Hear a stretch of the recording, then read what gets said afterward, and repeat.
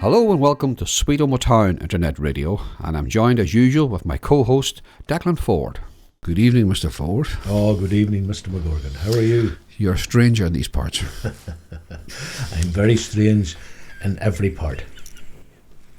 Well, we're here once again to unleash more Sweet Omagh Town. Oh, the good people of Omagh. What did they do to deserve this? What do we do to deserve it as well? Well, you know, it's a learning experience. It is that, all right, okay. Yeah. Because when you talk to people about their lives and the experiences they've had, and you find out how that kind of has run parallel to you. But I think we're hitting a certain age where our interviewees are perhaps younger than we are. Oh, yes. But I suppose when we did start, we were obviously younger than our interviewees. Because we started, over 40 years ago now? That's exactly it. The biological clock ticks ahead. And now it does indeed, and you know what? You haven't changed a bit. Not a bit. You're as miserable and old looking now as you were then. Every bit. And you too, for want of a better word. Anyway, this programme is, I suppose we could call it a collage or what of people, of voices, of them and now. I suppose it was their parents we would have talked to 20 years ago or 40 years ago, and now it's the children's turn, and the children are probably parents as well. So the programme is about O'Kane Park, and then of course Mark had photographs of O'Kane Park. That's which right. Makes us. That's right. That's Mark McGrath. Mark McGrath, right? Yeah.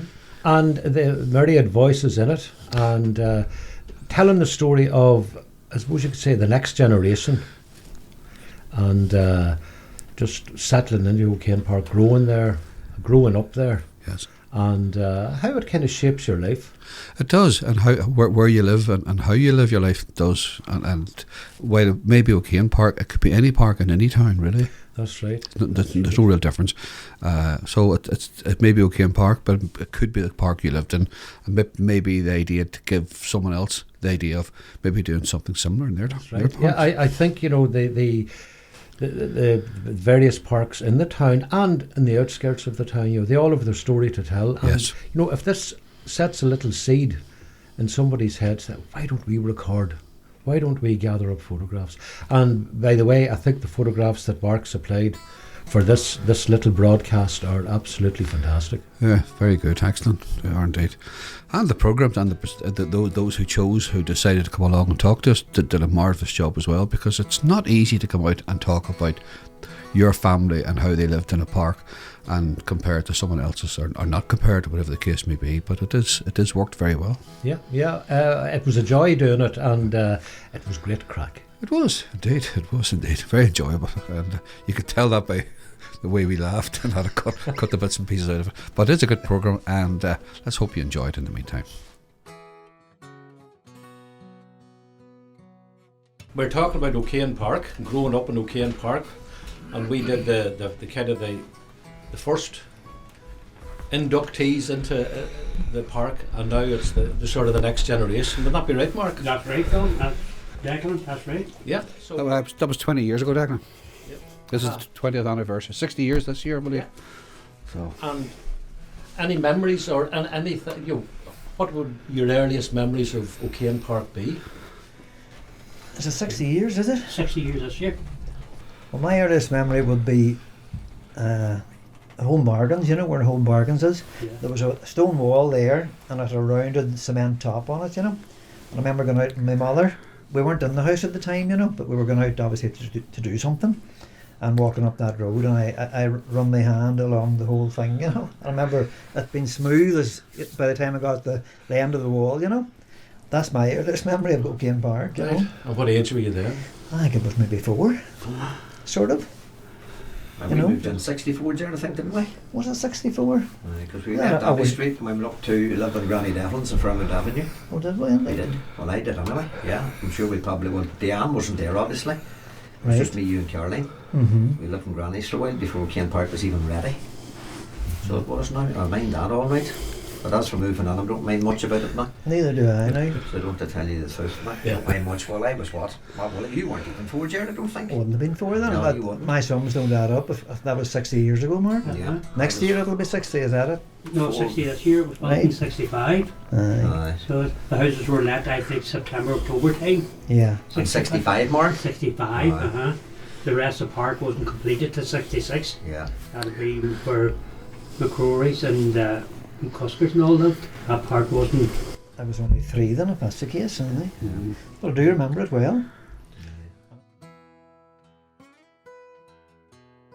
You see, in my day, O'Kane Park was O'Kane Park. There was no houses round you. The roads was bare. The fields behind the CKS, that was all development ground at a later stage, but it was all cornfields at that time. I remember playing football and we moved in 65. Well, 6 weeks after it was built, 3 to 3. My mother didn't like Brickmount for some reason. And to me, Brickmount was handier to the town. Because you only had to go up through the chapel grounds and you were in George Street. When we moved in, it was just the plastered walls. There was no decorating or anything done. Nothing. And most of the tenants were all moving on at that stage. You know, you see all the tractors and trailers with the furniture on rather than vans and cars and stuff. That was a nice place to grow up now. I'd have moved there when I'd have been 8. And my brother, God rest him, would have been 6. And my sister would have been 3 or 4.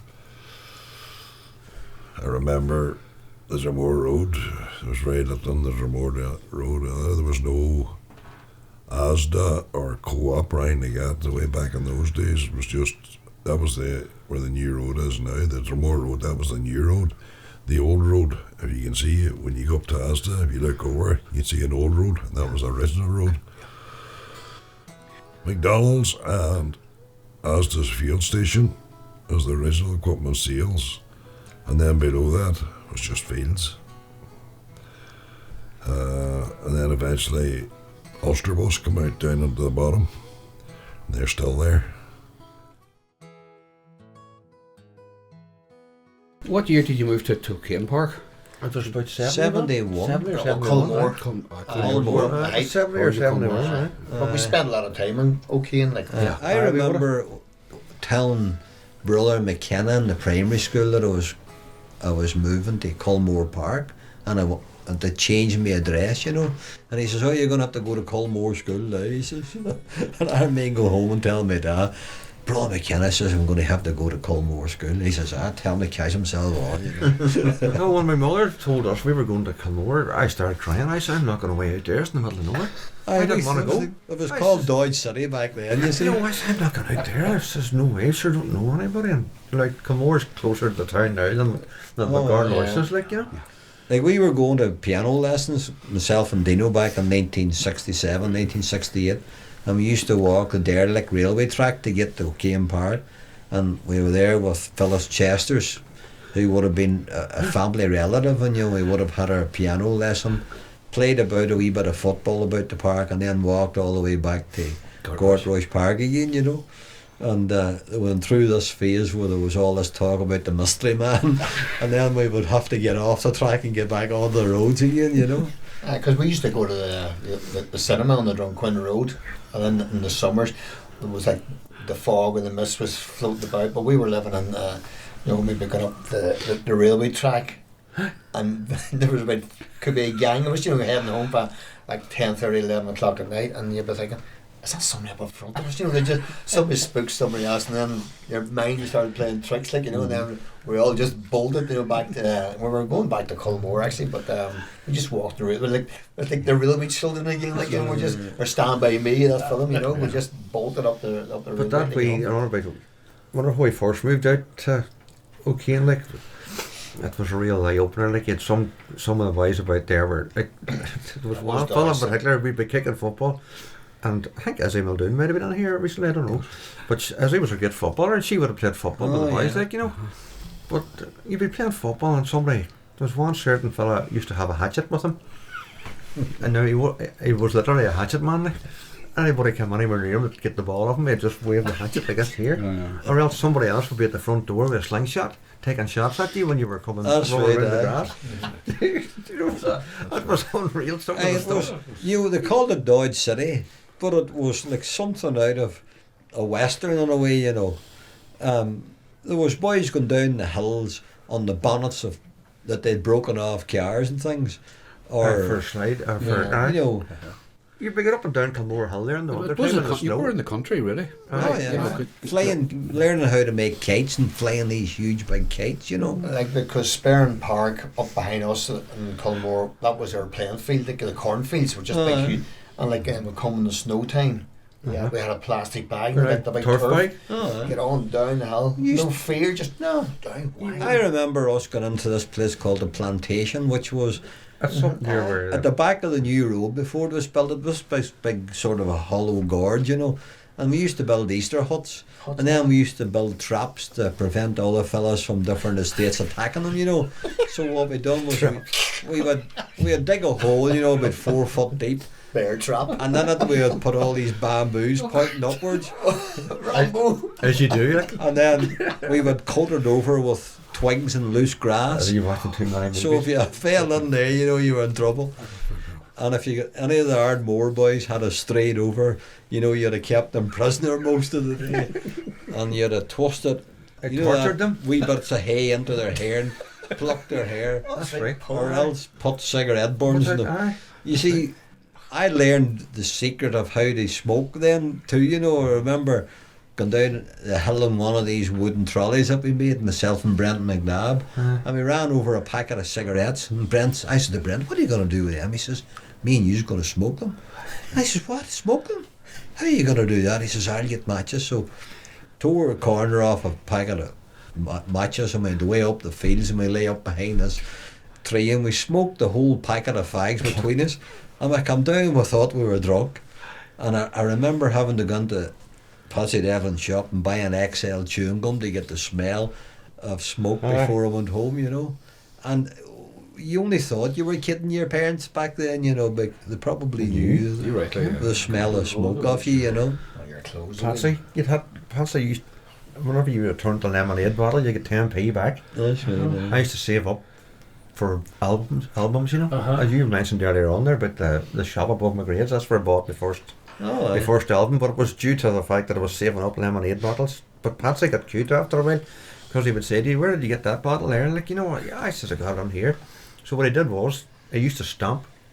He'd put his own stamp on the bottle, so whenever you brought it back, he'd look at the label to make sure that his stamp was on it, to stop you from sort of ripping him off. But that's how we got, that was, above McGrath's was where I got my first But the record. CKS would have been the first community centre in town, you know. Oh, yeah. O'Kane and Shannon Park. But I always remember, like, the Sunday nights, like DJ Joe Cummins, Oh, place was stuffed. Packed. It was The whole on a town Sunday. came to it. You know, it was amazing. That was the you know. opening for the punk.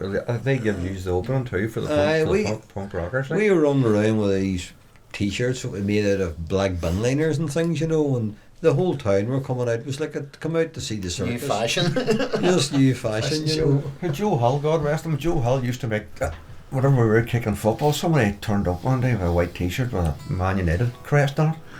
Where'd you get that? Joe Hull. And Joe Hull used Joe to was do great them. man for his own. Like. The next thing, everybody was up at Joe's door knocking. 50p a shirt. White t-shirt and Everton logo or United or Leeds. They done them all in Indian ink and then they couldn't wash out, you see. Joe was making a wee 50p a skate at the time, like, for doing the logos, like. There was no heating in O'Kane Park in them days. You had a back boiler in the sitting room. There was no radiators in the house. On a frosty morning, you'd have the ice on the inside of the window as well as the outside of the window. And there wasn't too many running about with flus or colds in them days. You just were hardened it, and that was it. Well, the earliest memory that I have is when we moved over from the wee tin house on the Hamlet Road. Me and Tommy still had to walk across the fields where Spurn Park is to go to school. And as you had started St. Bridget's. About 1966. Yeah. Yeah, I was 11. I probably was 11. My birthday was August, so I didn't get starting the St. Bridget's till the following year. I was nearly 12. Yeah, I was 12. I was the last one to leave Culmore School Yeah. because I was the youngest. And I remember myself and Terry Kelly, God rest him, I used to head down for him. We used to go across the field. We had a jump, there was a burn. We had to cross the burn, go across a few fields, out onto the road, and then walk down to Culmore School, and the same trek back in the evening time. You know, that was my earliest memories. Did you all go to Culmore School? Yes. Yeah. Yes. What was that like? It was great. Yeah. Yeah, there was 3 classrooms and there was 3 teachers. When I was there was Miss Barrett, Miss Massey and Master McGowan. Yeah, that's right. I remember them 3, And there was alright. a fire in each room, and Mum was the caretaker. Our mother was the caretaker. She used to go down in the morning and heat up the milk on the fire on the top of the stove. Yeah. And it was horrible. Warm, lukewarm milk like. Warm on one side. Yes. Yeah. Yeah. And she used to light the fires. And that's old Culmore School down at Hamlet Road. Yes. Where the St Eugene's band, I think, do they use it? Yeah. It's their home now. It's their home, yeah. Yeah. And But the it- boys played at one side of the pit, That's right. and the girls played at the other, and you weren't allowed to mix. That's right. There was no mixing. We tried to was peep like over the wall. wall. Yeah. And it was like Culmore School was like a prison. There was big stone walls right round it. The toilets were outside, down at the very bottom of the yard, and the boys were separated from the girls, not by a barrier or anything, but the boys were on the right hand, as far as I remember. On the right hand, the girls were on the left hand. There was a burn run down the girls' side, and there was big trees there, because I was always in climbing the trees. I I remember. I was the tomboy biggest tomboy. I spent my life climbing trees too. Whatever the boys done, I done. So that's all built up now around old Culmore School. When you were there, was it just fields? All Yeah. fields and the well. Where was the well? Yeah, we walked through Kelly's yard. They had a wee bungalow just across from us, and we had to walk through the fields to go down to the well. We 2 had galvanised buckets, me in the middle, and Bernie on one side, Izzy on the other side, and we'd go down and fill the buckets out of the well and come walking up the lane, and that was our drinking water. Outside we had a big drum outside. It was caught rainwater, and it was used for washing and whatever. But for us to move to Keane Park, electric light. Our first TV. Our first TV is right, yeah. For houses that were only built in O'Kane Park, when it was cold in the winter, there was as much frost on the inside of the windows as there was on the outside. You know, there was no such thing as central heating or anything like that. So, but for us to have running water, electric light at the touch of a switch, and an inside toilet, my God, we were living the dream. So you were compared to what you left. Yeah. No different than ourselves. Our toilet was outside up the back garden. There was a wee house that my father had built, and a couple of wooden planks with a hole and a bucket underneath, and that was it. You know, newspaper. a newspaper. That's the way it was.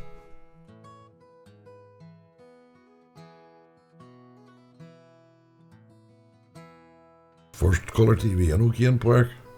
That was some night. The late John Moran on the roof at 8 o'clock at night trying to get a signal from, was it Divis in Belfast that time? Yeah. And an aerial with about maybe 25, 28 foot high, 4 guy ropes on it. Eventually the colour TV worked, and we thought we were the bee's knees. All of a sudden you were looking at football and you could see a green football pitch and you could see different coloured jerseys on the teams, whereas everything else was black and white. But it wasn't cheap either in those days. No. Did you find you sort of plenty of neighbours in to watch the football and stuff as well? Would you? Aye. Well, did you see this in colour, see this in colour, and then for about 6 months after it, the colour TV was nearly a must in every house in them Yes, days. yes. Because it became a rental item that you could have had in those days, and then if you rented them, you know, it was, you never could own a TV because you never could have owned a TV because there were hundreds of pounds. That's right. So for your, Well, I think ours was bought in Bridge Street. John Dudley had a shop in Bridge Street, and that's where ours was bought. yeah, I remember it as well. It was a Mitsubishi. yeah. And there was only 3 channels at that time. It was BBC One, BBC Two, and Ulster TV. And the 4th button wasn't even used for Channel 4, wasn't even broadcast at that stage. Yeah, and TV was shut down at night then, what, 11 or 12 o'clock? Or maybe even you before got that. the grey dot, and that was at bedtime. That's it. Or the test card up to 5 o'clock as Yeah. well. I remember that Yeah. very well. I remember, they didn't open. No. And there was no GM TV or breakfast TV in them days. No, that's for sure. I mean, every time I go out to O'Kane Park, I think, that green, look at the size of it. That's right. Used to be massive, you know. I thought it was huge. There would have been you would have had maybe 15 or 20 boys playing football on it, wouldn't you? And We had outland fields then too, Declan, because there was nothing else there. So the cornfield, as you would know, Mark, was a very popular field. Like we run about it for a lifetime basically, sleighing up and down it. And there was obviously, we went up the Dromore Road, you had a lot more going on up there as well, because there was basically nothing there. You had Bobby Rogers' house on one side and your man Graham on the other side. You mentioned the lake the other night down too, Jared. Reggie Graham, there's a lake it up was there. Reggie is right, yeah. And then with the plantation, as we called it. And thinking about that now, what was the plantation? Was it just a few trees or It what? was like a quarry, just used quarry basically. There was the plantation, There was there was the swamp, there was the forest, there was That's 2 right, there lakes, you know. There was 2 lakes, yeah.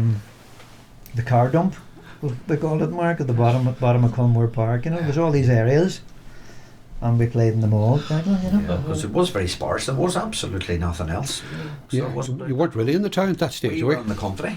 That was the border, So wasn't it? We were the last outpost there. We were basically in the country. I You presume were. them fields in O'Kane Park belonged to Joe Cunningham, did they, Mark? Do you know that? No? Well, Joe just lived across the road, didn't Probably he? that you're right enough. So we didn't know. Well, I think the cornfield Joe would have basically harvested silage and whatnot off it, or back then even. I think it was Joe owned that old cornfield and whatnot. That's where Spurn Park's built there now, Declan. So it was me, yeah. And then you had a way on up right over as far as Simpson's. Right. Simpson's old house, which we would have run about as well years ago. Simpson's old house, what do we call the actor that Harry McGrath. Harry, is it? Harry McGrath. That's right. Seemingly was about I the think time. he was about that house at a while. I think he was born there. There was a connection anyway, Mark, wasn't there? Yeah. Although it was derelict when we were growing up, but we used it well for running about, and Yeah. there was a barn in it too with straw, you know, and there was a spring, and of course there was a load of pear trees in the garden. That's right, the main You know, pear trees you right used to on get the the spring pears. too, yeah. Yeah. That spring's just on the entry they still use that entry down to Lambrick, that's where I actually live. Basically I would actually live maybe we just talked about this about 100 yards from Simpson's old house. Basically, yeah. Yeah. So back up to where we were basically playing about. And there was a ghost in it, of course. Oh yes. Simpson's ghost. Did anybody ever see the ghost or hear the ghost or? I think I did. No. Everybody thinks they've seen these things, you know. As I was saying to Brenton on the way in too, I says, "Do you remember the mystery man?" From time to time, a mystery man would appear. Someone or some people would claim to have seen the mystery man at the top of the park or at the bottom of the lane, you know. But and we'd all run around terrified because there was a mystery man. But that was it. You're nodding there, Don. Have you heard the term before? I've heard the term before in Courtbridge Park. He must have travelled around the parks. Must have done a stunt in the mall because there's always a mystery I always man. imagined he had a big long black coat, you know, Yeah. and a hat. It was a good deterrent to keep you in the house when your parents wanted you really got Aye, outside. mystery It was, man. yeah. You'd be in early that Yeah, night. that's right, yeah. And my mother said, yeah, there's a mystery man at the bottom of the park, they don't be going too far, and Yeah, you're back in the house, you know. that's right. The bogeyman just the idea. Something like that is right, aye. But it would have been the games would have kept us together, but the music had played a big part in it as well. So it did now, basically did now we runs music big time now. I think I mentioned to Mark, but as Muldoon had a radio, she was the gaffer, and it was every Sunday, like we met at the side of, but it was Denise Torney's house then, waiting on the top 30, like. Right. That was you had to be there on a Sunday night, 6 o'clock, to hear who was going to be number one. Mind that as well. So we're doing now, maybe 10 or 12 of us. Right. Was this in a wee transistor? Oh, this was as he had a ghetto blaster, like it was a the big, business. it was a big thing. No, it was a big. I don't know if she carried on her shoulder or not, but it was a large, It was, big yeah. radio, 2 speakers, you know. Definitely so. So the music had played a big part in it as well now. So Your whole life and your whole childhood, doesn't it? Brings you right back if you hear a song of that time. You Yeah. just trip back. big time is right now. Yeah, That's right. that's When you're talking about connections with songs, there was a wee record player, you know, wee single one, not the top loader one, that Johnny McCusker owned, and you would borrow it, Brendan, an odd time. I think it was the only record player in the park. it was. Yeah, I would say it probably was. And Johnny would lend it out, and there would have been a wee bunch of singles with it too, you know. And to this day, when I hear a song, I say, going up around the bed, my Creedence Clearwater Revival, I say, Johnny McCusker's. There's a Marminate Obladio at Paggy Hill, you know. And there's a few others that have slipped my mind, you know, but because they bought the single and it became part of the wee stash, looking around with a record player, you know. Of course. Raw Dancer, Marmalade, Paggy Hill, Brenton as well, I think. Yeah. But The two stick in my mind's Resurrection Shuffle, Ashfield Garden and Dyke. That's right. And It's all Ride a White Swan by T-Rex, because I get them to Packy Hill to go to a party one night. I'll never forget it. I never got them back. To this day, I'll never forget Packy Hill for that there. music had a value in those days, Brent, didn't it? Treasured singles, like, Oh, but yeah. you know, treasured. Never got them back again. You know, but that's one I do remember very well. Yeah. So it is now, yeah. To get to a house party was something else with a record player on it, Yeah. and music like that. Yeah. Boy, it was, That was it. Like, wasn't it anticipation? Yeah. oh, I have on the wee record player was a real novelty in it. Was you got it for a couple of nights. So we all congregated around Johnny's basically, because he was onto the only man had the record player, Mark. Basically, it was Johnny. But it was very generous of him to lend it out. You know, was indeed. knowing that absolutely they, was. God knows what condition the Yeah. 45s would return God on. knows what they were Or the like. needle. Right now. Yeah. But I think they did go around for a couple of days, all right. Like. Yeah, it did they indeed. Until we were lucky enough to get one ourselves, then we were grand. Yes. Santa eventually brought you one, Brenton, now? Santa brought me one, right? Can He you did. remember what Santa brought? He bought, well, I just remember it was he could have put 3 or 4 singles on it at the one time, which was just super. And they were just Yeah. thumbs down. And an AC/DC album come with it. Oh, If You Want Blood, back in 1971, 72 maybe. Right. Yeah, and I still have that album to this day. Treasured album, yeah. And obviously that was my introduction to AC/DC. And followed them to probably until the present time. Basically is right. yeah. Yeah. But even Did play a big lot on it as well now. Was there such a thing as a record hop? Did that ever? Well, the CKS would have run a few of them all right now. They would have, aye. And that was basically like a disco, you know, but with just without the lights. without the lights and maybe without all the equipment. Yes. Yeah. Well, the CKS, when did the CKS actually open? Mark, you would know that, wouldn't you? 76. 76. Well, maybe the younger ones, we would have been sort of more advanced than the record hops by that stage, Declan. Now You're We more would have been- into the live we music. would have been jumping about the coach in probably at Right. 16 years of age. In all fairness, now, yeah. Did you remember it, Jared? Do you know? Well, the discos and the CKS were fantastic. Mark. They were great. The Kellys moved first. They lived in a wee bungalow across the road. So there was Rosella and Irene and Geraldine and Peter and all the and Brendan. They moved first. Yeah. They moved to the front of the park into one of the 4 bedrooms, and then we moved into number 12. And there was no Culmore Park, there was no Sperrin Park, it was just surrounded in fields. So we made a Tarzan swing over the stream just in front of our house. It was like a gorge. It was a big deep gorge, and we had this bright idea that we got a good piece of rope, and we called it a Tarzan swing, and we used to swing from one side to the other. Yeah. And we made go-karts. We were always making, remember the Always go-karts? looking for pram wheels to make Pram. go-karts. Yeah. That was our life. And we climbed trees. Oh, I loved climbing the trees up to the top. And we'd cut them down at Halloween. We got as many branches as we could and built our big bonfire. And where would you put them? Where was the bonfire? The bonfire was where Culmore Park is now. Yeah. And then after that, Culmore Park was built. We used to go up to Liam McFarlane's house. And we built our bonfire up there. Yeah. He let us build the bonfire up there. And poor Tommy was climbing a tree. And he left the saw up and he got down, wasn't that it? And the saw fell on top. The saw stuck in the groove that I was cutting the branch off, and I climbed down the tree, and I was looking. It was a fairly bright day, and I was looking up, and one of the boys climbed up the tree and put his foot on the branch, which released the saw blade, and the saw fell down and caught me in the top of the mouth. Oh, I thought I was goner. And I run home crying. I remember it as well. It was a Saturday. My mother was getting ready to go to the town at 2 o'clock. And she come in through the back door and a hand over my mouth, and I was covered in blood. And we were supposed to be going to the town with her. And I run upstairs looking for sympathy.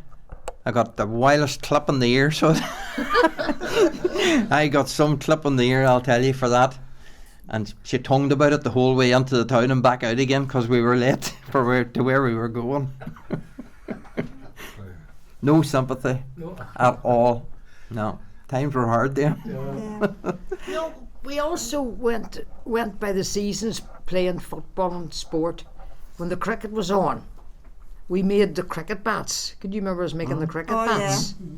And we'd have spent weeks playing cricket, making the runs and the stumps. Then the Wimbledon with Big Mummy and all, everybody would get our wee bats and we'd play tennis. Oh, driven by TV, of course. That was it, like back then to the football, or as I say. Tommy done all the song. Seasonal, everything we done now. Do you remember the first television coming into the parks, or was it colour TV at the start? No, 50p. Remember, Mummy went to Mullen's television shop. Do you remember Mullen's television shop? Yeah. She would have put money into the back of it, I think. Aye, that's right. There was a meter in the back, so it probably was 10p or something. Yeah, that was the normal. Yeah. But like 9 times out of 10 you had to stand at the TV. Some of us had to stand and hold our hand on the TV to get a good picture.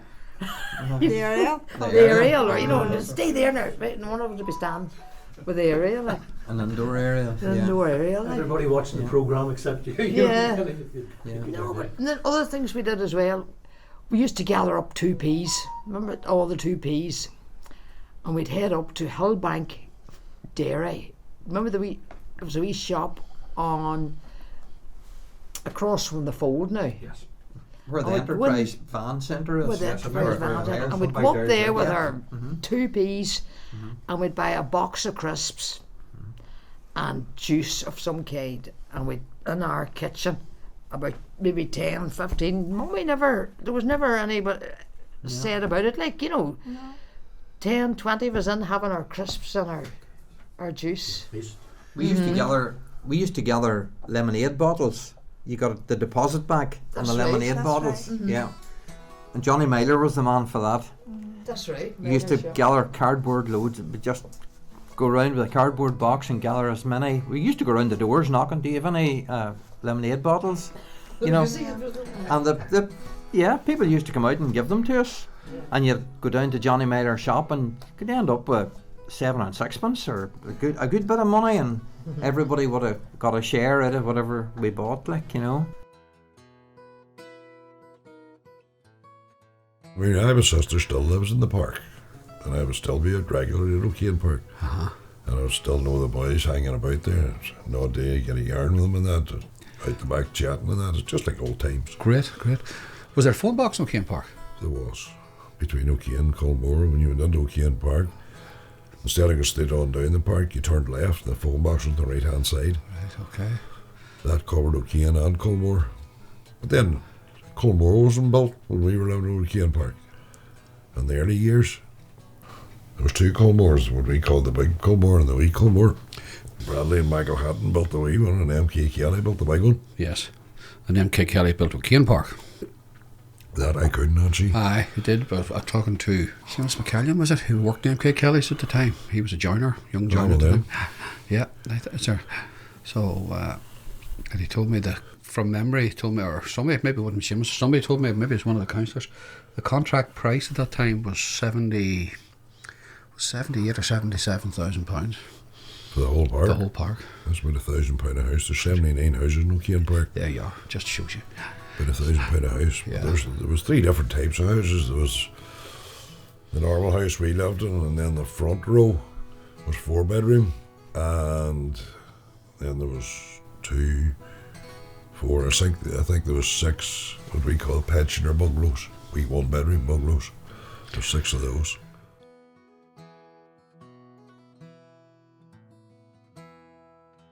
My earliest memories of O'Kane Park is getting a house of my own with a front door and a step, because I was in a flat before that, upstairs, flat, it was 1 room.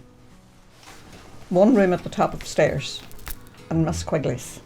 You remember the Quigley's?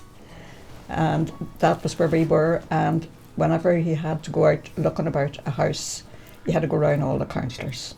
And they were letting houses, and my husband had went out to see if we got one. We got one. And it was great. The feeling was just fantastic. How long was the wait before the first application or the first visitation to Well, a you would councillor? have to have all these points, you know. But first, when we got married in 61, and so Raymond was born in 62, we had been in a flat in Campsie first, 1 room in Campsie. Then we had been in John Street and another place at the top of the stairs. And this was the 3rd place we'd been. So Raymond was nearly 3 when we got the house. So we'd have been 4 years married before we got a house. Well then, so you moved to O'Kane Park. What number? No, we moved to Cannondale first. Cannondale first, right? Yes, and then I came to the town when I was 12. Uh-huh. And then I was 19 when I got married, and then when we moved to O'Kane Park, I was 4 years older. Isn't that right? That's about right. So, And can you remember what number? number 17. Number 17? No, it wasn't 70. 70? Because 17 was Mummy's number. Right. 70. Right. And can you remember your first impressions? Well, we're still working on the park. Oh God, it was just great. A front door and a back door of your own, like. And all you done was clean. And there was nothing to clean because there was no furniture. But you clean, it was just wonderful. And all the ones that were moving in were all in the same frame of mind, Right. you know. And you'd have seen we'd all out cleaning the windows, and we'd have been out sweeping the pads, and Yeah. it was great. That's You had such pride just in Just having- pride, that's what I yeah. was going to say. Uh-huh. And when we moved in, we had 2 fireside chairs and a Formica topped table, red, and 2 chairs that went with it with red seats Uh-huh. that we'd got in McGinn's whenever we moved to the first flat. Right. And that was the furniture. Well, we had beds upstairs, like Uh-huh. that. And know. what was the kitchen like? Can you remember what it The kitchen How was. it furnished? We had no fridges or nothing. Now we had a larder with a big slab on it. Mm-hmm. And no, the kitchens were good. The kitchens were nice. Uh-huh. Yeah, the cooker and all was on it when you went there. You know, the gas cooker, and they came around and emptied the meter. You hoped they'd leave some money behind them. It was a form of saving. And if the cooker broke, I would have said to them, whenever you pull that out, we'd flag it and behind it to clean it. Oh my God. And lino Lunatic. on the kitchen floor. No, we had tiles. There was tiles on it. Right. Yeah, there was tiles on it. Tiles on all the floors, the hall and that, and the dining room. No, it was wood. No, it was wood. But I think the hall and the kitchen were green tiles. They were. Green tiles. Yeah. And so then we got Desi. He had ordered this wallpaper, no furniture, but anyway, he ordered the wallpaper from Bobby Chester's, and we got the wallpaper, and we put the wallpaper up, and then we got carpet. Axminster. Of course, nothing less. Oh, Can you remember the pattern? Was it? It was black and white, I think. It was one of them cheap ones, but anyway, it was carpet. Yeah. And then I remember we done the dining room then, and we got carpet for the dining room as well. Ooh, because the man sent us the wrong carpet. And I went back with it. And your man, he said, shut up. I cut it wrong. He says, and that's why I sent it to you. right. Wasn't I lucky? Oh. He's dead and gone now, but I always remembered him for that. Oh, unreal. And the carpet with the brown felt under it. And you've had There that. probably was. There wasn't much of them things then. Yeah. You know, you could have had the carpet sitting on the boards, just maybe. I don't remember. Right. All that mattered was you had carpet. Well, so You that's know. it. That's it. And then you gradually bought the furniture and got the furniture and got it. Paid on your Right, furniture, no. paid on everything. And the furniture was got in McGinn's and No, it was got in McGill's. McGill's in John Street. Right. Very basic. In fact, I still have the dining room table and chairs. Well, quality lasts. Yeah. That was lovely. That was lovely. And do you remember the rent, Mary? What the rent was the first time, or do you know? Well, the rent. Was it the housing executive, the housing Yeah. trust, housing Was it executive? housing executive? Or housing trust it was then probably. I think I think it was about 2 something. Well, you didn't have much. You didn't get much wages. I think I might have got £7 a week, and you paid your rent, you paid your gas, you paid your electric. You wouldn't have had much left, and then you dodged whoever you couldn't pay. So the rent man, for a number of years, would have come round. He would, and he was a lovely wee man. Aye. It was Mr. McCurdy. He lived up Gallas Hill. And we'll say if you're in the unfortunate position of not being able to afford the rent that week, would he have turned a blind eye or? Oh no! You would have made it up then. You would have made it up eventually. No, but I mean in the sense that he would say, look, that's all right. You sort it out. I brought him in. You see, I didn't do it on the doorstep. I'd say, come on, but you're not getting no money. So then it would have to be paid eventually, like, you know. But if you didn't have it, because if something else came up, what do you do? That's right. You know. That's right. They were really hard times now, I have to say, Yeah. but they were brilliant times because nobody had nothing. You know, everybody was in the same boat. And were your neighbours all roughly the same age? Yes, in fact, the same. The row they were. I'd been at school with the girl next door, and the 3 of them in the row. We were all at school together. You know, so yeah, everybody was of the same age, and they were just starting off, and you know, new home and a new life. New home and new life. And would you have gone in and out of each other's houses and that, or? Not so much, no. Not so much, no. That would have been in Mummy's time in Cannondale. You know, the door would never have been locked. But no, not in our time. I had a neighbour that lived 2 doors down, and she used to do her hair. She was a hairdresser, and she would have done our hairs. And then I had another neighbour, and she'd have been a far out relation, and maybe she'd asked, you know, mind the wains or something, you know. But other than that, no. Yeah. I wonder why that was, you know, that the older generation. It's so much work to do in the house because you had no washing machines or nothing. Right. I remember the woman in the corner, she got a new washing machine, a top loader, you know, not automatic, the other one. And she said, bring me over your washing and I'll do it for you, Mary. I said, she had about 4 or 5 wains of her own, like. But she did it a couple of times, but you couldn't go there. No. And then she had a mangle, so she gave me the mangle. Right. And then eventually you got a tumble dryer. Right. And then you got a washing machine. Never forget Vincent McCusker putting on the washing machine for us. Well. And we were all sitting looking at it. Jesus. That was sure. Yes, that's like the first time the traffic lights came on, people were down the street to watch the lights.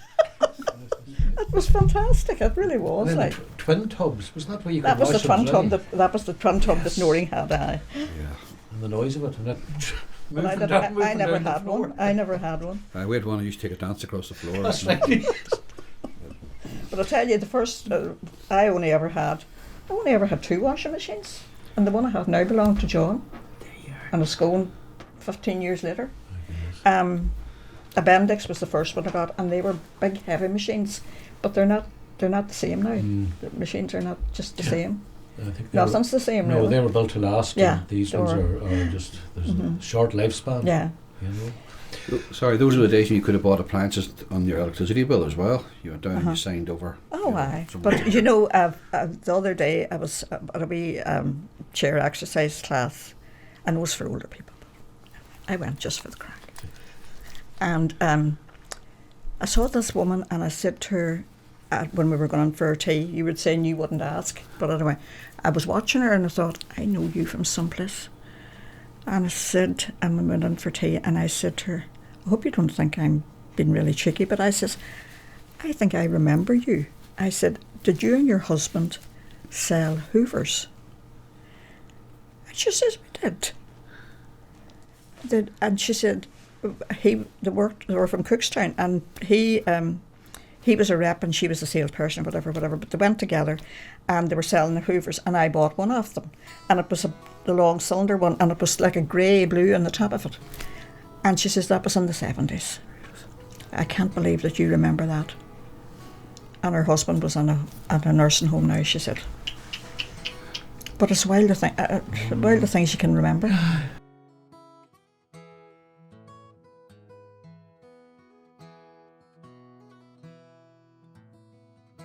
My mother, she used to make pasta and pizzas and all that kind of stuff, you know, when we didn't realise at the time. We'd go out to kick football and we'd have a slice of pizza in our hand, and the rest of the boys were going, what are you eating? We says, pizza? He says, what's pizza? But we assumed everybody ate pizza, but we didn't realise that we were different, you know. And then she'd start making pasta for the neighbours as well, like, you know. I remember I was chatting to Barry McCullough lately, like, and he was talking about his mum and our mum, and they were very, very friendly and they got on well together. And he says, I used to love coming over to your house. He says, the smell of cooking and pizza and stuff and pasta and spaghetti, he says, it was just, he says, I can still smell it today, like, you know. The kitchen in our house was cleared out of all the plates. The scullery. You know, she would make a sort of a pizza or an apple tart for somebody and send it over in a plate, and the plate would never come back. And before you knew it, you know, our whole cupboards were empty, the plates. So then, whenever she replaced them all, she used to get a black permanent marker and put her name on all the plates. Back of the plates. And make sure they would come back, you know, sooner or later. But everybody did borrow things from everybody else. Knows that it might have been an iron or an ironing board or something, you know, like, you know. Her and Mrs. Keys were great dart throwers, and she used to count whenever it was her turn to keep the score. Whenever it was her turn to keep the score, she'd be counting it in Italian. And the young fellas that were sitting there waiting for this were going, what's she saying? Like, you know? That was just her way of counting, like, you know. And she wasn't very tall, you know, but that's why she always went for the 19. She never went near treble 20s. Top. She was doing here the 19s all the time. Good treble 19s. Couldn't reach the 20s. But every weekend when the community centre was up and running, every weekend they came back, there was a bowling trophy or a darts trophy. It was just unreal. The house was She's very sporty. I suppose with her being, she was sporty, my dad was sporty, he played football, and but subconsciously, music wise, she would have went into McSorley's records, the bicycle shop, and bought stuff. So the whole time my father was listening to big band stuff, or maybe Jim Reeves or whatever, or Nat King Cole, and she had on some of those Italian operatic singers like Mario Lanza, people like that. So we were so you had the Beatles and the stuff like this, and then you had the operatic stuff. So subconsciously we were listening to it, not knowing, sucking it all in, taking it all in, you know. But then years later we developed our own sort of, I like my kind of music and P liked his kind of music and Tony liked his, he was the punk rock. But after a while, whenever we were upstairs playing the music, she got to the point where without knowing or without thinking about it, she knew which one of us was up the stairs by what music was being played, you know. And coming down for dinner, she'd get the brush shaft and bounce it off the ceiling, you know. But she used to know who was in and who was out simply by what music we were playing, like, you know. Did she sing herself? Oh, she did sing. She loved she music. used to sing away all these Italian songs about the house, you know, and the usual O Sole Mio and Arrivederci Roma and all that kind of stuff, you know. But my dad was more.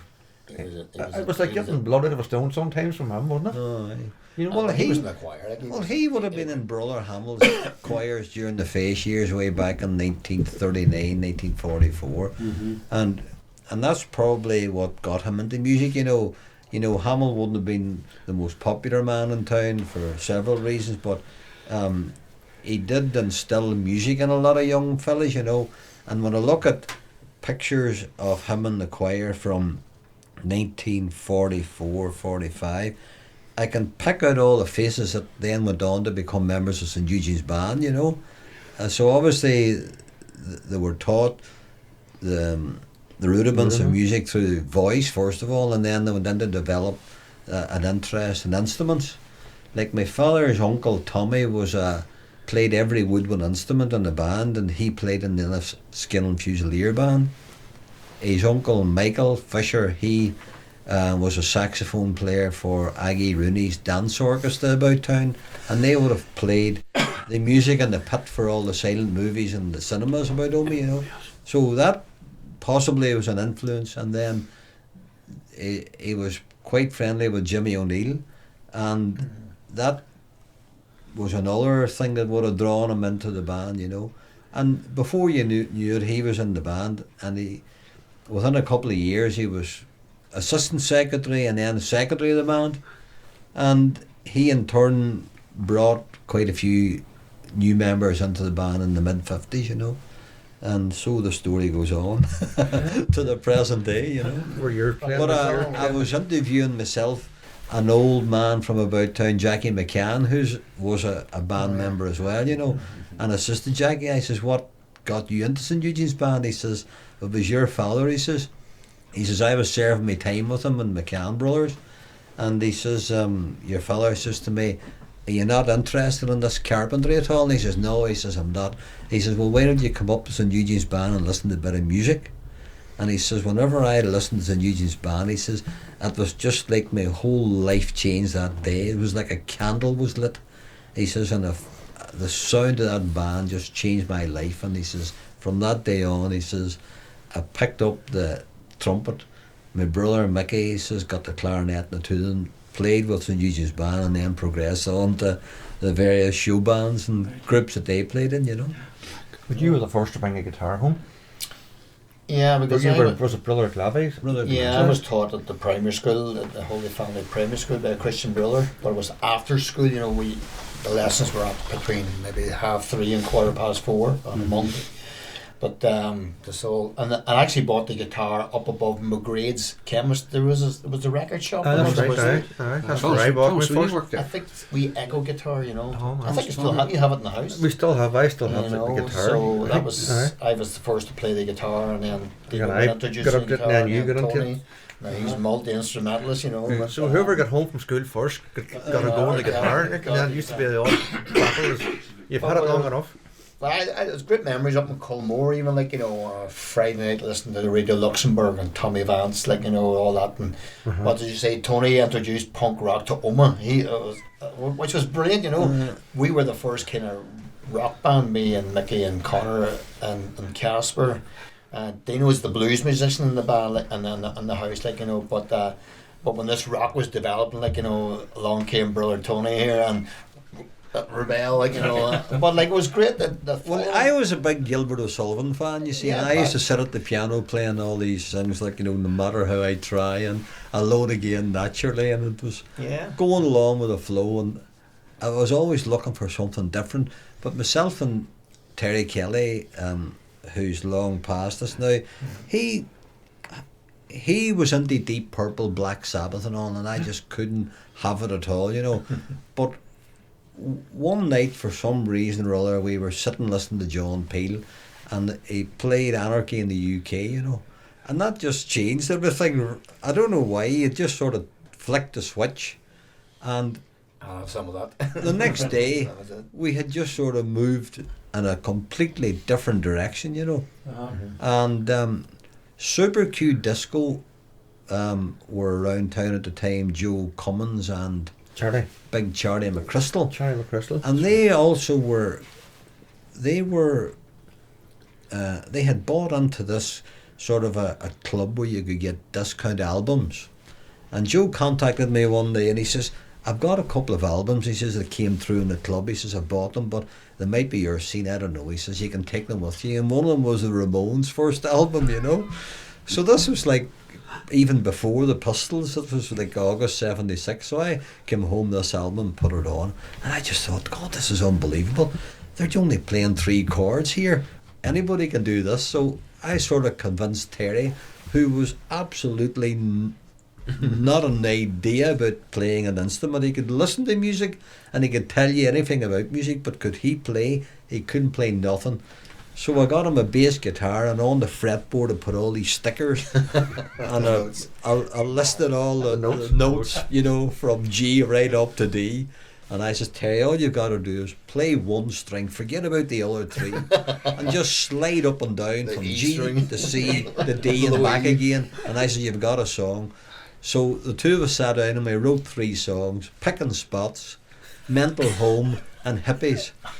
And that was the 3 songs that got us our first gig in the CKS Community Centre, you know. As a punk band. And we had no drummer. But we were on our way home from the town one day and we spotted Gene Turbot standing outside the coach inn, and I says to Terry, I said, I will talk to Gene and see if he's interested. Talent spotter, in. And it just happened, it was a pure coincidence that he was about to buy a drum kit, believe it or not. Oh, wow. So he went to Bap O'Reilly's house in Brookmount, and up in his attic room he had a drum kit for sale for £100. Gene was working in Nestles then and he was making money, so he says, I'll take it. So the 3 of us carried this drum kit home, you know, bass, drums, snares, a lot. And we says to Gene, look, practice away as best you can, and as soon as you're ready we'll go with, you know. But in between times, Sean O'Neill, who was on the committee at the CKS Community Centre, says, we want you in to play your first gig in the CKS. And we said, no problem, we'll do it.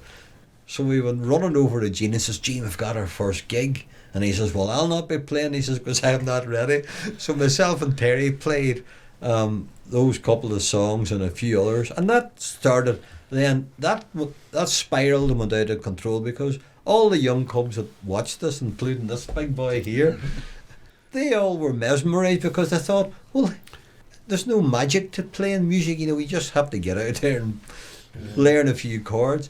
And before you knew it, everybody in town was on hire purchase to the D&S Sound Centre, carrying guitars and amplifiers and drum kits, and everybody wanted to be in a band then, you know. And because the thing was, we were the only rock band, but then when Control Zone formed, all of a sudden there was about 12, there could have been a dozen little smaller bands, but they're all into the punk rock, you know. So it was great, you know. But who else was there? Control Zone, and who was Straight Jacket? Well, before Control Zone, myself and Terry were Straight Jackets. Then there was Control Zone, but then there was Abstract Contingent. They were from the Hospital Road, and back in those days, there was a sort of a divide between this side of town and the Hospital Road, you know what I mean. So you couldn't go out the Hospital Road, but this fella William Armstrong ran a supermarket in Campsie along with his parents, and upstairs he opened a record shop. So believe it or not, we were writing letters to each other from one side of town to another, and he would say, why don't you come down to Campsie someday to my record shop? And I'd say, oh, that's totally out of bounds for me, William, you know. And that's how I got to know William, and he had a band called Abstract Contingent, and we invited them plus any other band around town to come to the town hall, and we had a sort of a whole day of music. There was the Icons, Abstract Contingent, Control Zone. Who else was there back in those days? In the town hall, there was a multitude of bands. The fact that you mentioned the town hall, it was like a punk festival, you know what I mean? Yeah. All doing covers or original stuff for a mixture. Quite a lot of it was original stuff, you know, and there was covers thrown in, obviously, you know. But there was always every summer the trailer was pulled up into O'Kane Park, or Stroll Park, the street festival, you know, street festivals. The bands got their shine, you know. Let's go over it, and the young ones all sit at the edge of the trailer. You know, health and safety. Everybody was heroes, you know. It was the buzz was unreal.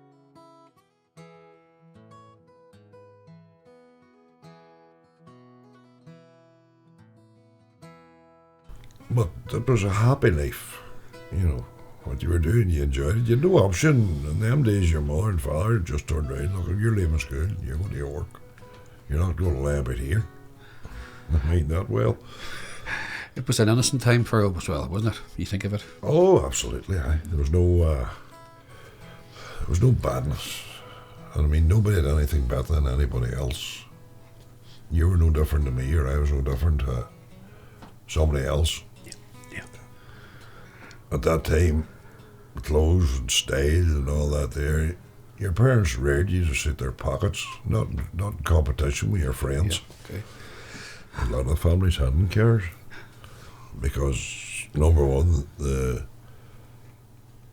price to keep the car, and also the maintenance. I mean, people just hadn't spare money like that to spend on cars and repairs as well.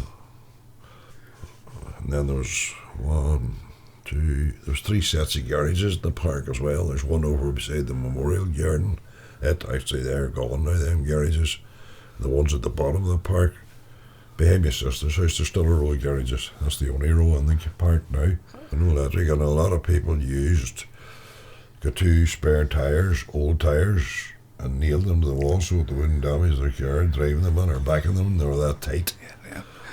Yeah. And those houses in O'Keefe Park, like a lot of old houses, had big coal bunkers as well and coal sheds. Oh, there was 2 shades to every house. What they call a coal shade and an ordinary shade. Most of the people then, when they got them, they knocked the wall between the two and went to one big shade. Yeah, and the old felt roofs. Yeah, and the kitchens were the same. From memory, that you had the kitchen, then you had like a back passage, and a lot of people knocked that wall down. Yeah. So it left them, square foot. You had a good kitchen then as well. Oh, aye. Well, they were a well laid out house. And they were a good solid house too. Yeah. If you went to hang a picture or anything, you just didn't drive a nail in because it would have bent us quick. The walls were that hard.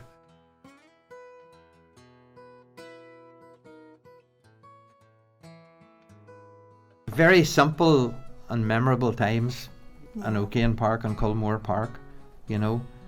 That's a lot of football played on the green in the middle of O'Keefe Park. It was bare. The grass was bare. There was no grass left on it because we were constantly kicking ball on it and playing cricket and stuff. And there was a few neighbours who didn't like the ball going into their garden as well. There definitely was. And you'd see who was brave enough to jump the hedge or the fence or the gate or whatever as quick as you ever could and get back out again before the shouting would start. And what about every Sunday? We always had a radio. I always had a radio. Do you remember? Yeah. And we'd sit at the corner of Doreen Kelly's house. Mm-hmm.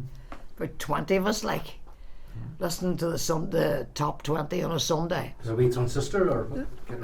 I can always remember it was about that size. It's quite big. About 2 that big size. speakers at each And side. 2 speakers in there. We'll be sitting every Sunday. Yes. The countdown.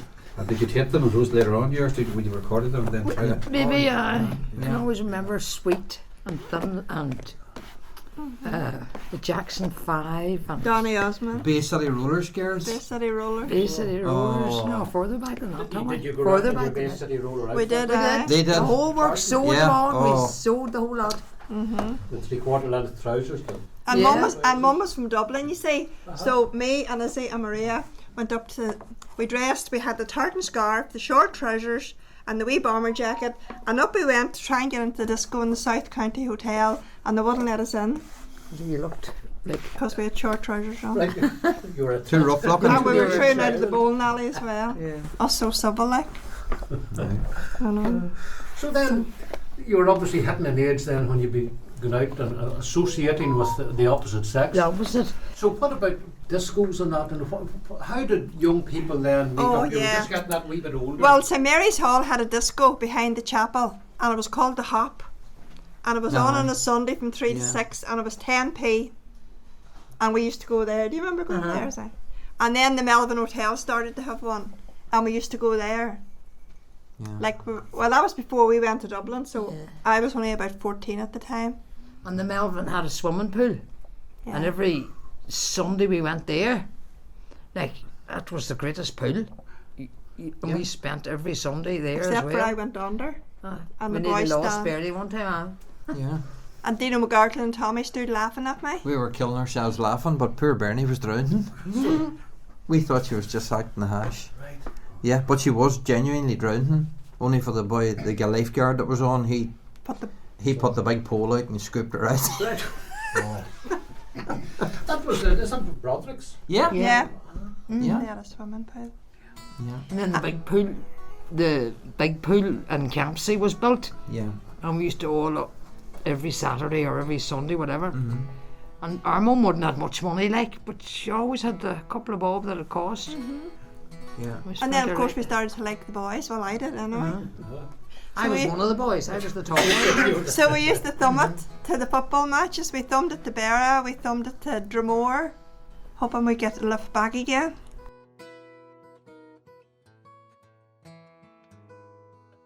Then I would have worked in the shop in O'Kane Park, just going back to O'Kane Park again. My uncle had a shop there, Patsy's shop, so it was just home from school and basically a change and just down to the shop time. You worked, that's just what you done. Well, if you didn't work, you got no money, so there was no coach in there, no whatever it was. Basically, if you didn't go to Patsy's to work, you know. So. And what kind of hours did the shop open? Well, old shop would have opened, well, I'd say probably 9 in the morning, wouldn't it? Maybe to 9 or 10 at night now. Basically. I think it was 10, you know. Huh? I think it was 10. No, it would have been around 10. Yeah. So I would have worked there after school and probably more than likely all day Saturday. And it closed on Sunday, or did it open on Sunday? I don't think it opened on Sunday. Closed Sunday, Declan. Closed on Sunday, definitely. So that was in the early 70s now. 72 right on up to maybe 75. Right. Basically, because they do mind the decimal currency changing, and all the older ladies in the park were just very confused with the whole thing now. You know, we would have been taught probably a fair bit of it at school, but now a lot of the older women around the park, they just couldn't get their head around it at all. They were still pounds, shillings and pence. So it was a big difference now. So it was now. And you're obviously trying to fleece them as well when you're well, I probably did think that was right now, but yeah. But I do mind that for some reason or other now. It was quite difficult for them now. Yeah. So it was now, yeah.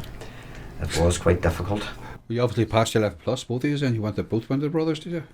Yeah, we did indeed. We did. How it ever happened, I have no idea, but it happened anyway. No private tuition in those days? There's no private tuition in them days now. So there wasn't, I was right. Yeah. There wasn't, but we got there somehow or other. Yeah, we did. The burn used to run round the shop there, close to the shop. That was a good source of entertainment for us all in O'Kane Park. The burn, we had a stream, burn you know, the burn as we called it. Right. Yeah. And now you would jump the burn was a great activity for us, you know. Yeah. And there were certain points that you could jump, you know, narrower ones and bigger ones. And again, like the mystery man, you could always hear so and so could jump that one over there, but nobody else could, you know. Do you remember that, Mark? I think Pierre McGrath was very good at jumping the burn. You know, he would have been doing the big jumps. Them jumping from one shed to another was a big thing as well. Jumping the hedges. Jumping the hedges, right? And the burn was partially piped. You know, Right. pipes must have been, 3 foot wide? Easily. And we'd go up the pipes, as we called it. That's right, we did. You know, so from the shop there, which you were talking about, Brian, we'd go up the pipes right up to where that nursing home is now. Yes, it was Come out the other end. McMillan's So you were old house walking then. like up the pipes. When you say go, you were actually inside the pipes? Oh, we did regularly, aye. Oh, aye. No, absolutely. We were right up to the far side of it. Basically, you did indeed, yeah. So there's obviously they'd piped the burn off through the park, you know. So we went up there between Culmore and O'Kane Park, which would have been our play area too. I mean, when Culmore Park came, we lost the swamp. Was gone. It was gone completely. I remember coming home from school and had started Culmore Park. They started the new road, you know, because it was just at the gable of Mickey Mullen's house. Yes. And I thought, what's going on here? You know, they're ragging our place, you know, digging it up, marked all those pegs in the ground. And that was the beginning. The swamp was gone then. But sure, we used to have some crack in the swamp. We did indeed. Tommy Muldoon's dad was an army man. He came home in the big army truck, you know, he worked in the camp. And he was bringing home ropes for us. That's right, yeah, he was indeed. Tarps, big canvas tarps, you know. I mean, the ropes were Tarzan swings all over the swamp, you know. So That's how you crossed fantastic. it, basically, wasn't it? That On was the ropes. That's how you basically would have crossed them at that particular time, like, that's yeah. right. So it was. That's right, yeah. We did. And the tarps were well used for building huts and the roof of the hut and so on, you know. And he seemed to have loads of timber too that you would use for different things, you know. Right. Yeah. And for making huts. And Making the huts and various things. When you call it the swamp, thinking about it now, what was it? Was it just like bogland? I think so, Declan. Yeah. Aye, But yeah. to a child, it's there's maybe possibly even alligators or crocodiles in it, you know. Well, it was the full of swamp, crocodiles, and that I was would the say. plantation, and that was the forest, and that was the car dump. God knows what else was in it now. Do you know, I was in the plantation one day, myself and I think it was Maggie Tracy. It was sort of dancey foliage bit, you know. We were dandering around, we came upon Joe Bapp and Willie Kelly, and they'd cut a tree down, a big tree, and they were hollowing it out with two hatchets to make a dugout canoe. You know, I think the two boys were stripped to the waist, beating away and chipping away to make a dugout canoe, just chipping the whole inside out of the tree. And I don't know how long they were at it for, you know. But I believe they eventually got it into one of the wee lakes, or Reggie Graham's lake, and it just, there was nothing to keep it upright, you know. It just spun them. Basically. But not everywhere you go when you find someone making a dugout canoe No. in the 1970s. No, big heart to do that, yeah. You know. Well, and tell me then, what about other, ones from other parts of the town? Would they have ventured into O'Kane Park, maybe for football matches, or would there been any kind of connection with them? We were talking to the Muldoons about the motorbikes.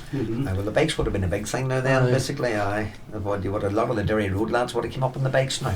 So that I don't know, were you under the bikes, Jared, even then? Were you? Do you mind all that happening? I was too young for that. I do mind all the bikes now. I had the Mac and Hills there, and Tommy had the bikes, Brian Sticks McCann, Malachy Sharkey, Joe Durry, Rocky Tandem. They all would have congregated now, basically, in around the park. Bikes was a big thing then. So, well, your man Jimmy Gately had a motorbike shop up Coolnagar Lane. A lot of people probably wouldn't remember that. But Jimmy Gately, and I think it was your man Alan, one of the Allen brothers, opened up one of Joe Cunningham's sheds back, don't know when, that was maybe mid-70s again. So it wasn't, so the bikes was a big thing then. But they wouldn't have raced. It would have Well, they were up and down that Dromore Road now quite hard. That's been quite honest with you now. That was one of the things. You were sort of standing at the gable like, and the boys were giving it the wally like, and that would have been it like, big time eye. The biggest lunatic on a motorbike as far as I remember it was Sticks McCann. Sticks was completely nuts. That's what that man was, yeah, totally off the rails altogether on the bike now. Yeah, that man had no fear at all now. So he had absolutely no fear basically, but the bikes was a big thing then too now, Yeah, a big thing now, yeah. So then, what age would the young fellas have got involved in the bikes? In the late teens or early 20s? Well, you could afford one. That basically would have been the bottom line. I didn't have a motorbike because I couldn't afford one, unfortunately. So I couldn't, but if you could afford a bike, that was the done thing. You bought a bike now, you did. Most of the boys had bikes now.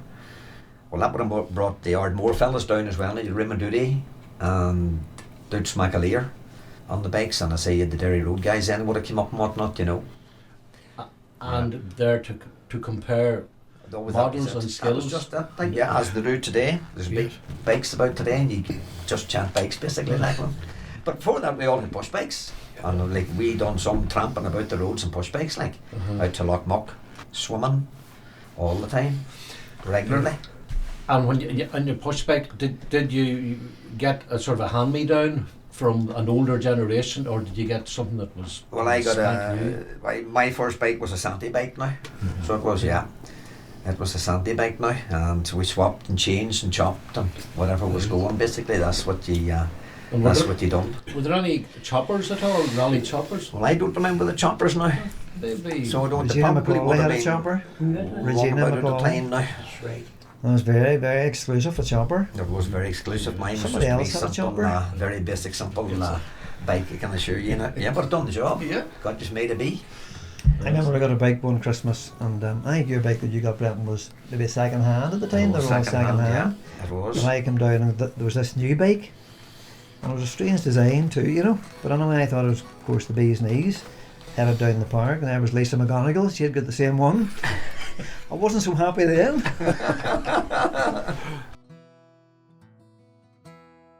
I had 3 boys. Right. And what age? What age were they, or when were they? Well, when we went to O'Kane Park, Raymond was just coming 3, and then Brian was born.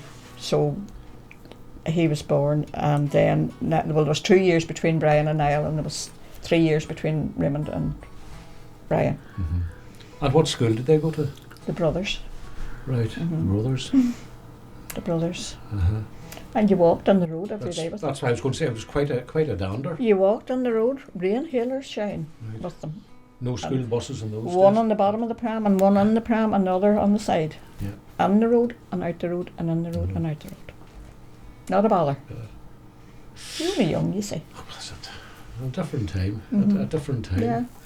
Well, then, for entertainment, when you managed to get babysitters, where would you go? Where would you? Well, I would have went to the bingo on a Friday night. That was my night. Where was that? In Foresters Hall. We would have went to the bingo and we would have met up afterwards, and we would have went into Donnelly's chips, and that was it. And then at the weekend, no, I never really went out. Desi would have went to the Foresters Hall. And they played cards and all there. It was a great place to be. Great place if you're a man. It was a great place. But anyway, my outings would have been a dinner dance. We would have went probably Bobby McCallion's dinner dance. And what would have been the occasion? A dinner dance, an annual dinner dance. Christmas? Christmas dinner dance. And then you'd got all duckied up. Right. Every sort of factory and every sort of Yeah. employer had a dinner dance, separate dinner dance. Yeah. And So that would have been it. in the Arms, or where would they be held? The Birches, funny enough. It was always in the Birches. So that would be it. Maybe if you were going to a guest tea, maybe if you were invited to have a guest tea, and Mummy, I'd have went with Mummy. Desi wouldn't have went to the guest teas and that, but Mummy loved them. And then me and her used to go to the community centre because she loved dancing. I was the one was allotted to go because I was the big one. And was that once a month or every week, or what was the community dancing centre? in the community centre? Oh God, it'd been every week. Mummy used to go with another girl, another neighbour woman, and would have went. And then whenever she stopped going, then I would have went with her. I didn't like it, but I had to go anyway. Desi went to the pub and I went to the community centre with my mother. That doesn't sound right, does it? Where did you meet Desi? Where did I meet Desi? Desi was painting at Killyclar School when I was at it, and he always maintained he remembered me from then. He was 4 years older than me. But I met him at the INF. There was always a lady's choice. And Desi always danced me every night. He couldn't dance, but he walked you around the floor. So I decided I would give him the lady's choice. And then he asked me for a mineral. And the rest is history. We went out, and then his sister was getting married on the Tuesday, and Mairead McLaren and myself went down the town, and we met him holding up the Lilliput laundry. You know where they always used to stand there. And he walked me up home, and rest is history. But has no one changed an awful lot? Oh, an awful lot, yeah, definitely has. Unfortunately, not for the better either. A lot of it's not for the better. A lot of it's not for the better, no. And you know, there's so much freedom for young people now, and God, we weren't allowed to look out of our eyes, like. Mary, you were chatting about Patsy Delvin's shop. Many would have worked there. And Patsy's. Well, at the beginning, it was only Colette and Bonnie worked there. They would have been helping him out. Colette was working Brogans, but she was helping him out. And then I worked at the shop in the town, in the park shop, but I would have went on. I liked the town shop. And who else? More would have worked, just his own ones, you know. Geraldine Kelly and Patricia Quinn, they worked down in the shop. Bernadette Laird, I think, worked in it for a while. So but it would have been between the two of them, yeah. Very few from the park. Yeah, Who would to buy big loads of groceries. Oh, Jesus. You're joking, aren't you, Mark? Oh. I remember in the park, but I would have been standing in the shop when I was working in the shop, and I would have been suffering from panic attacks. And they used to come in. Now at this stage, this is true. They could come over. Nobody had anything, and they would have come in looking for 2 slices of bacon, and maybe an egg. And people would have been buying like that. And I used to think, God, I wish I could think like that there. because my head was racing to me, trying to keep myself calm and trying to work and let on there was nothing wrong with you. But that was the way people shopped. No, very small. You could buy everything single, you know, a couple of eggs, bit of bacon, slice of ham. What You about wouldn't- tinned products then? Oh yeah, There would have been corned beef and there would have been spag, that. soup. Corned beef would have been very popular. Yeah. Mm. And then do you remember when everything got very exotic and you had Vesta beef curry? Things like that. You know. I never went on for them. So. Jesus. There was no McDonald's or nothing out Kiln Park. Absolutely not. Well, what about the arms? The Royal Arms? The Royal Arms. I Dances remember going there. to see Frank Ifield in the Royal Arms, and I'd made myself a skirt. And can you remember it? Can you remember was it a concert or a dance? Or what No, it must have been. It was a dance. But sure, you wouldn't have got moving because the place would have been packed. Yeah. And did Frank notice the dress at all? Eh? Did Frank notice the dress at all? I wouldn't even know if I've seen him or not. Oh God Almighty! There was very little dressing in them days. Yeah.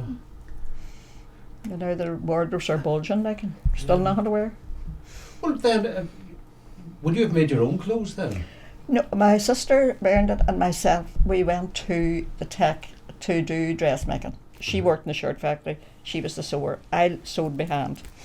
And we went and we both made a suit. I made like a brown tweed suit with a wee short jacket and double breasted. Anyway, we made it. And she made a lovely two-piece with turquoise on the top and a check skirt, or vice versa, I can't remember which, and a wee hat and all to match it. And yeah, I loved sewing and knitting and that kind of thing. I was pretty domesticated, you know. Yeah. And then when you did want to buy a dress or an outfit, what choice had you got in Omagh? Or did you depend on the catalogues? No, well, there was catalogues, is right. There was catalogues. I forgot about the catalogues. Yeah, most families had a catalogue. Yeah, there was somebody in the park catalogues. would have had a catalogue. Yeah. There was catalogues. I remember getting a dress out of the catalogue. It was a lovely wee summer dress and there was a wee bolero with it. Yeah, there was catalogues, all right. I forgot about that. No, you probably got something made.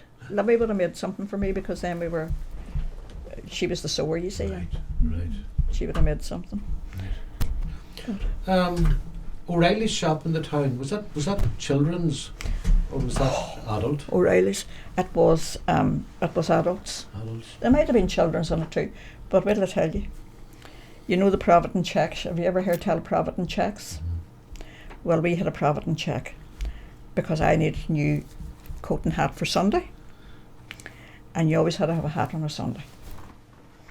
So I went into O'Reilly's, and Mary McGlynn was dressing me. Now I'm 16, 17. Mary McGlynn was dressing me. And she dressed me in this coat and had a thing across here. It was like a brown fleck, straight one with a button here, and a hat. And the hat was a creamy, felty thing. Well, I had to take it because I was told I had to take it. And here I'm standing in the shop one day and Woolworths looking, and this old woman comes round dressed in the same outfit. And I thought, holy, holy, holy God. Mary McGlynn and me. I never could look at her the same again. But then I got cute. I had an opinion of my own there. Used to buy a lot of clothes in Watersons because you could pay in on them. Always bought in Watersons. And you could take clothes out of that pro? Yes, you could. Right, You'd have had a club card and you could pay in on it. It was great. And had some lovely things then. But no. Do you remember the older generation of ladies wearing fox stoles around their necks? Oh yeah. Do you remember those? Or rabbits' And the paws? feet hanging down. Yeah. Like that's No, I didn't have one of them. No, I know you wouldn't have. No, I'll not sleep a wink tonight now. I'm thinking about all the stuff I've went over this night. Jesus, you're bringing it down to me, boy.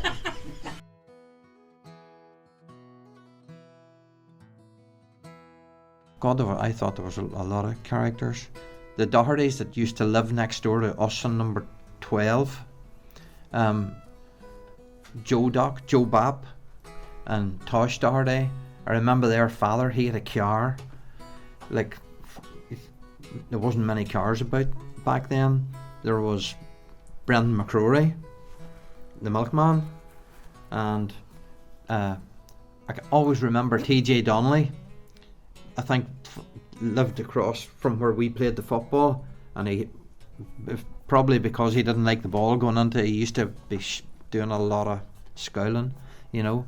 Morris Devlin, you know, and the McGills, the McCuskers.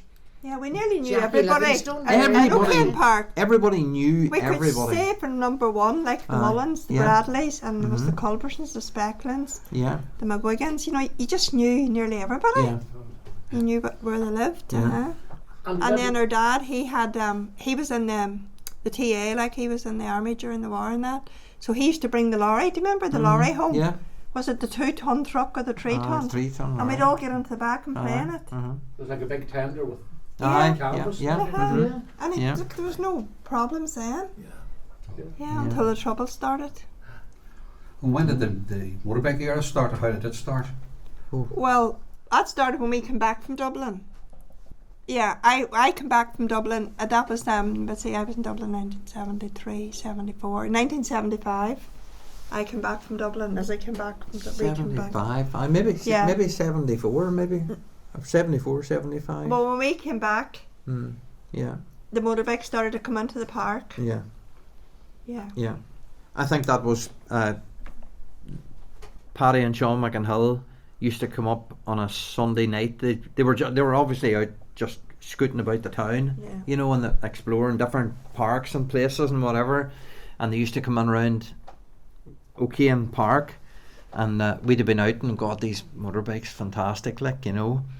Paddy, Sean, Aidan Lynn, Desi Lynn, Seamus Ronnie Flanagan. Chisholm, Seamus Flanagan, all them guys. And they used to come in, and we'd have been standing about, like, and they'd pulled in to see who we were, like, of course, and there was always a couple of girls about, and they wanted a spin on the back of the bikes, and you can take the rest, you know. That's how that started. But we became friendly with all them, and then of course a few people in the park. Terry Kelly was the first. He was the first in O'Kane Park to get a motorbike. He had bought Paddy McInhill's old 150 Honda. I remember him having that, and then what they call the CB200 Honda. They were a very popular first bike for a lot of guys. So a few of them started coming about, and when you knew somebody had a bike somewhere, you'd have just a few would have teamed up and or paired up, you know, and went for a ride around different parks and just to chat to ones, like, you know, and tell them to come over and what all. And our house used to be an absolute.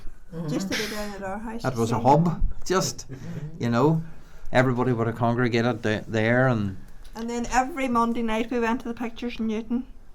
I remember Packy Hill took me one time, and when I came back, he says, I need now 50p for the petrol.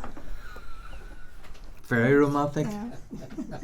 And Tommy, then you all said to me, do you know he can't see? Paggy had quite bad eyesight, and there was only a few of us found that out. He had Another time, another Monday, we went to Newton to the cinema and came back, and Packy was lying in where was Nestles. it? Nestles. He'd come off. He'd had a secure caravan. There was a secure caravan pulling out of Nestles factory, and Packy come out over the wee pump back bridge there, and maybe going a bit too quick or whatever, but he didn't get the brakes on in time, and he went into the side of the secure caravan and over the roof of it and landed on the grassy patch in Nestles. And all we could see was the bike, but we couldn't find him. We had to get the ambulance. Was he badly injured, or? He was in hospital. He was in hospital for a while. He wasn't too bad. Yeah, he wasn't too bad though. No. Just I wasn't on with him that night. You were thank lucky. God. Yeah. And then we played an awful lot of football. Remember we were saying, and I don't know how it was organised, because we organised it ourselves. There was no Donella centres and none of these football clubs, and we would go to Cannondale and play the Gears in Cannondale. Cannondale was famous, the Dale Dodgers, Dale like, with the Dodgers. football, like. That's right. And they'd come to us and play us, and we'd go to them and play them, and we'd go to down the Derry Road. I think we went down to the Derry Road. You know, the old army camp, Oh yeah. like where the police station is now, with the fields at the back. Mm-hmm. We'd all don't ask who organised it. Like there was no adult involved. We just all land. There's big Get rivalry. two teams. Big rivalry Yeah. between the Dale Dodgers and all the states Yeah. around, like, you know. But it was Yeah. friendly, as in friendly. playing football, like meeting up and playing football. Yeah, And one day we were down in the camp, and there was windows broke in some of the houses, that's right. and we got Mhm. we got brought into the barracks. Aye. Yeah, the army Yeah, barracks. The army brought us Mhm. in and questioned us, but Yeah. we'd nothing to do with it. Like they let us go again. So that's basically what we spend our life doing now. And the matches would have been as a proper football match. It wasn't like a free for all. It was No. We had our teams, yeah. They managed. Pat Sharkey days, Paul McGrath days. We played with them all, fellas and all.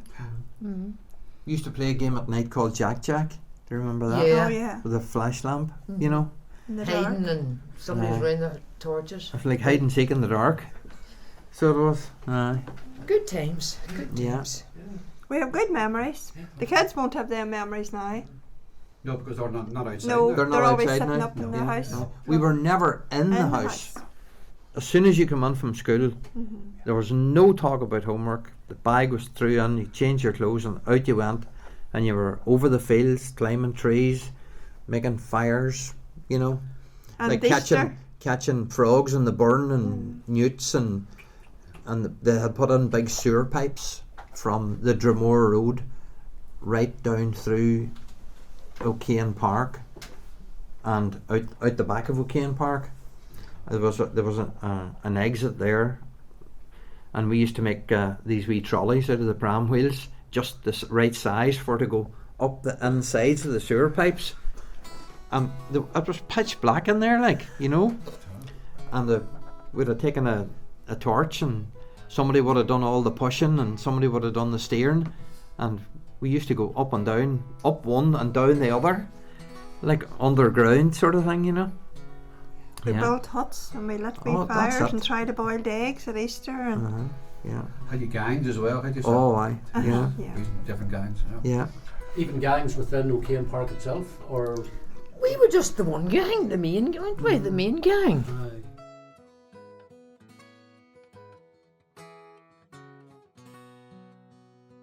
You had the big green down there. Yes. We called the green, played football and stuff like that there. Yes. The Sunday evening, we'd have been maybe playing curb ball or football and listening to the top 40 on the radio and a Gallant Blaster as well. That's how you passed your Sunday evening. If you had the money for the record hop in the Forster's Hall. I liked, always liked good sound, listening to the record, good bass, good treble and stuff like that there, and I suppose I got interest then. I never drank in my life, and whatever few pounds spare I had, I'd been buying LPs and stuff like that, and that's how I really got involved in that. That's where we spent our time, listening to music or running about and next door and listening to music or watching films or something like that there.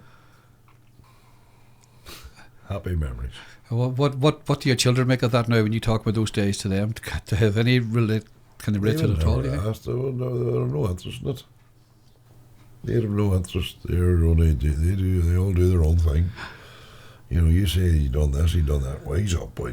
Nobody does that nowadays. I'm telling you, they do. Now it's all. You said it earlier on. It's all computers now and tablets and iPads and all that there. Yeah. There's none of that there, do you? No. You know, even books are out of fashion now because you go into charity shops, you can pick any selection of books you'd want for pennies. It's the same as radio. A great thing we used to do night, we were lucky enough to get a radio, was going to listen to what they call 208 Luxembourg. You'd lay in bed for an hour listening to Luxembourg, and it was on long wave, and not their fears. You had to put on a light in the house, you had to hear it crackling. But there's one thing you couldn't put headphones Yeah, on of course, for. yes. And then you top of pops in on Thursday night as well, Yeah. which was a sort of like Yeah. a weekly herald. Yeah. You waited to see who made it or didn't. Thursday night, 7:30 on a Thursday night. Yeah. Oh, happy days. Oh, For they were happy. You think of it. They were happy. And many's the gay night, from dark to daylight, I spent with people of high renown. But with all their splendour and heaps to spend, sure, my mind would wander back to home a town.